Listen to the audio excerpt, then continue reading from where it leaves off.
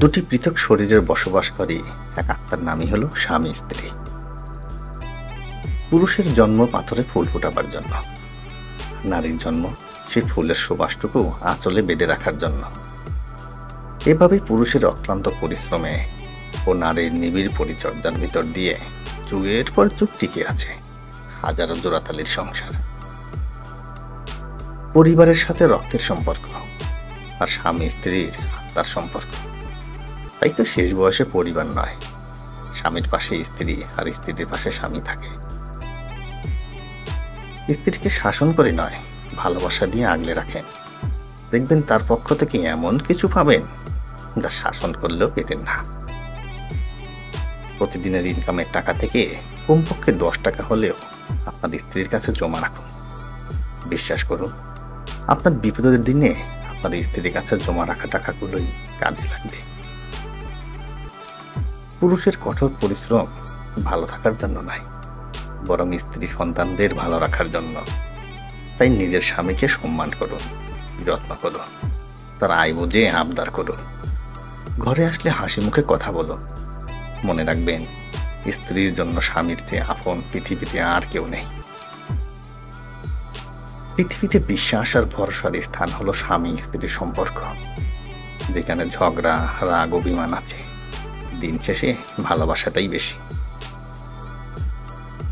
3টা সময় স্ত্রীর হাসি স্বামীর কাছে অনেক প্রিয় হয়। 1. স্বামীর মেজাজ খারাপ থাকা অবস্থায় স্ত্রী যখন হাসি মুখে কথা বলে। 2. স্ত্রী যখন ছোট্ট আওয়াজে হাসি মুখে স্বামীর কাছে কিছু আবদার করে। 3. স্বামী কোনো কিছু দিলে স্ত্রী হাসি মুখে তা গ্রহণ করে। আহামরি সুন্দরী না হওয়া সত্ত্বেও নিজের স্বামীর চোখে সুন্দর হয়ে থাকা মেয়েগুলো আসলেই ভাগ্যবতী।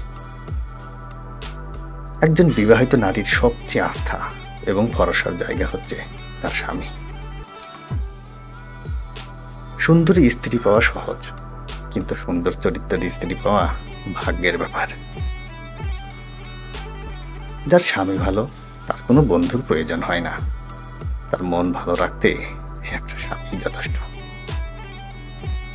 স্বামী স্ত্রী যখন একে অপরকে সম্মান করে, একে অপরের প্রতি ভালোবাসা প্রকাশ করে, সেই সম্পর্কে আল্লাহর রহমত দান করে। স্ত্রী হলো মধ্য বয়সের উত্তম বন্ধু আর শেষ বয়সের নিঃস্বার্থ সেবিকা। ভালো থাকুক পৃথিবীর সকল স্বামী স্ত্রীর বন্ধনগুলো।